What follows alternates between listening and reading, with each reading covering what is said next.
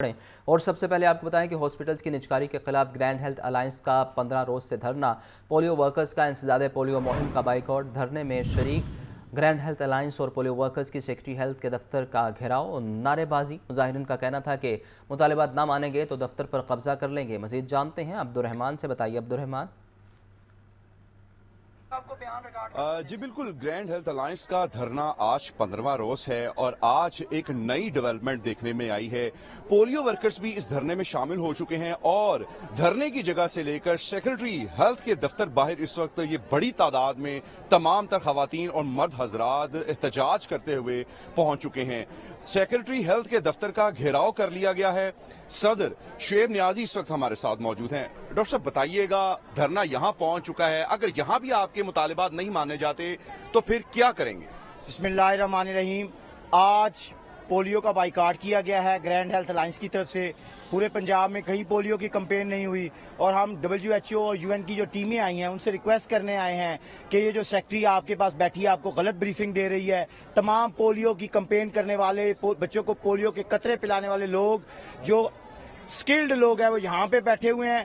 یہ ڈنگ ٹپاؤ پالیسی کے تحت کوئی ڈینگی ورکر، کوئی اسکول ٹیچر سے یہ کام لے رہے ہیں جس کی وجہ سے قوم کا نقصان ہو رہا ہے۔ تو ہم ان سے ریکویسٹ کرتے ہیں کہ وہ خود سپروائز کریں اس مہم کو۔ پولیو ورکرز یہاں بیٹھے ہیں اور اگر خدا نہ خواستہ اس معاملے میں کسی کو کوئی پولیو کا مرض لاحق ہو جاتا ہے تو ڈاکٹر صاحب اس کا ذمہ دار کون ہے؟ سر پولیو کا مرض ایسے لاحق نہیں ہوتا، پولیو تو ان سے پہلے ہی کنٹرول نہیں ہو رہا، پتہ نہیں اس کے پیسے کہاں جا رہے ہیں۔ ہم نے ان سے ریکویسٹ کی تھی، WHO کو بھی ہم نے ای میل کی تھی کہ 10 دن آگے لے جائیں، 10 دن آگے لے جائیں تاکہ تمام لوگ اپنے اس مہم سے فارغ ہو کے اس پولیو کمپین کا حصہ بنے۔ اور یہ نوبل کاز ہے، پاکستان کی کاز ہے جس کے لیے ہم خود بھی ہمیشہ حصہ بنتے رہے۔ ٹیچنگ ہاسپٹل میں ہم خود بچوں کو پولیو کے قطرے پلاتے ہیں، لیکن اس دوران جبکہ پروٹیسٹ ہو رہا ہے تمام مہذب ملکوں میں یہ طریقہ کار ہے کہ ڈیٹس ایکسٹینڈ کی جاتی ہیں، لیکن انہوں نے ڈیٹ ایکسٹینڈ کرنے کی بجائے فیک انٹریز کرنا شروع کر دی۔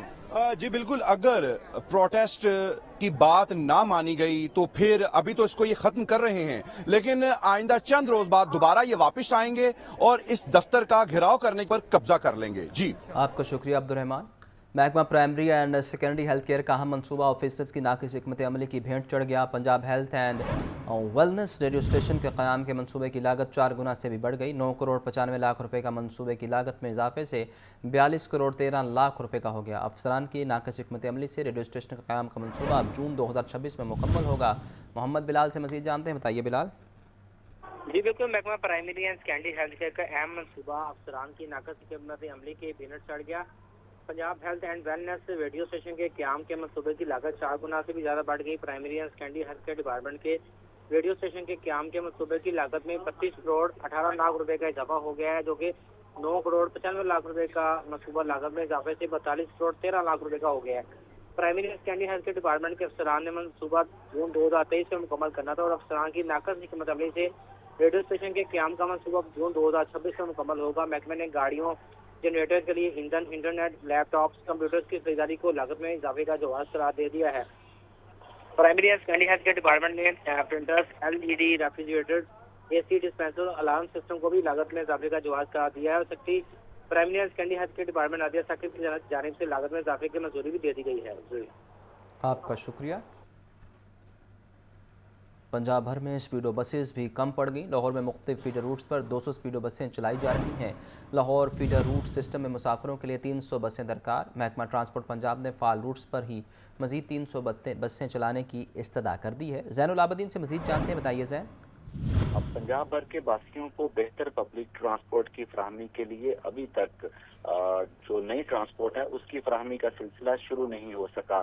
پنجاب حکومت نے اس سال اعلان کیا تھا کہ پنجاب کے دیگر اضلاع میں نئی اسپیڈو بسیں چلائی جائیں گی اور نئے روٹس متعارف کروائے جائیں گے، لیکن فیڈر روٹس پر چلنے والی لال بسیں تکنیکی خرابی کا شکار ہونے کی وجہ سے اور مزید درآمد نہ کرنے کی وجہ سے ابھی تک ان کی کمی کا سامنا کرنا پڑ رہا ہے۔ اعداد و شمار کے مطابق لاہور کے مختلف روٹس پر اس وقت 200 اسپیڈو بسیں چلائی جا رہی ہیں، جس میں سے 28 بسیں خراب ہیں اور یہ بسیں خراب ہونے کی وجہ سے مسافروں کو بہتر سفری سہولیات میسر نہیں آ رہی۔ محکمہ ٹرانسپورٹ پنجاب نے فال روٹس پر ہی مزید 300 بسیں چلانے کی استدعا کی تھی، جس پر ابھی تک عمل درآمد نہیں ہو سکا۔ محکمہ ٹرانسپورٹ پنجاب کے ہی ایک سروے کے مطابق اس وقت پنجاب بھر میں فیڈر روٹس پر کل 657 جو یہ فیڈو بسیں ہیں ان کی کمی کا سامنا ہے، جس میں راولپنڈی میں 78، ملتان فیڈر روٹس پر 100 بسوں کی ضرورت ہے، فیصل آباد اربن ٹرانسپورٹ کے لیے 110 اور بہاولپور اربن ٹرانسپورٹ کے لیے 42 بسیں درکار ہیں۔ محکمہ ٹرانسپورٹ پنجاب نے مزید بسوں کی خریداری کے لیے دوبارہ پنجاب حکومت کو استدعا کر دی ہے اور آئندہ مالی سال میں اس منصوبے کو شامل کرنے کی بھی جو سمری ہے وہ وزیر اعلیٰ پنجاب کو ارسال کر دی گئی ہے۔ آپ کا بہت شکریہ۔ بیجنگ انڈر پاس میں گاڑی کو آگ لگ گئی۔ آگ پیٹرول ڈیزل سپلائی کرنے والی گاڑی کو لگی۔ ریسکیو کی ٹیموں کو روانہ کر دیا گیا۔ بیجنگ انڈر پاس کو ٹریفک کے لیے بند کر دیا گیا۔ حادثے کے باعث کنال روڈ پر ٹریفک کی روانی متاثر۔ مجاہد لطیف سے مزید جانتے ہیں، بتائیے مجاہد۔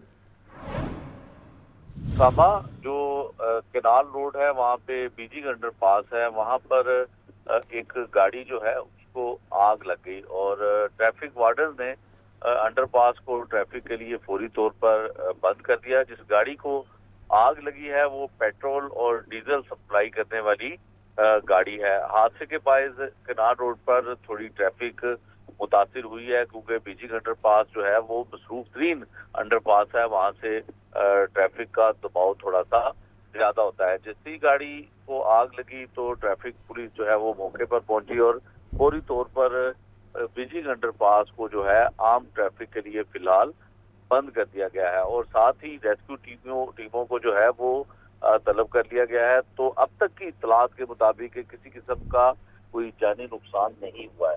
البتہ اب جب گاڑی کو مکمل طور پر کنٹرول کر دیا جائے گا آگ کو، تو اس کے بعد تمام حقائق جو ہے وہ سامنے آئیں گے کہ آگ لگنے کی وجہ کیا ہے۔ لیکن جو گاڑی ہے وہ پیٹرول اور ڈیزل سپلائی کرنے والی ایک گاڑی ہے جو پرائیویٹ طور پر جو ہے ڈیزل اور پیٹرول سپلائی کرتی تھی۔ اسامہ، آپ کا بہت شکریہ۔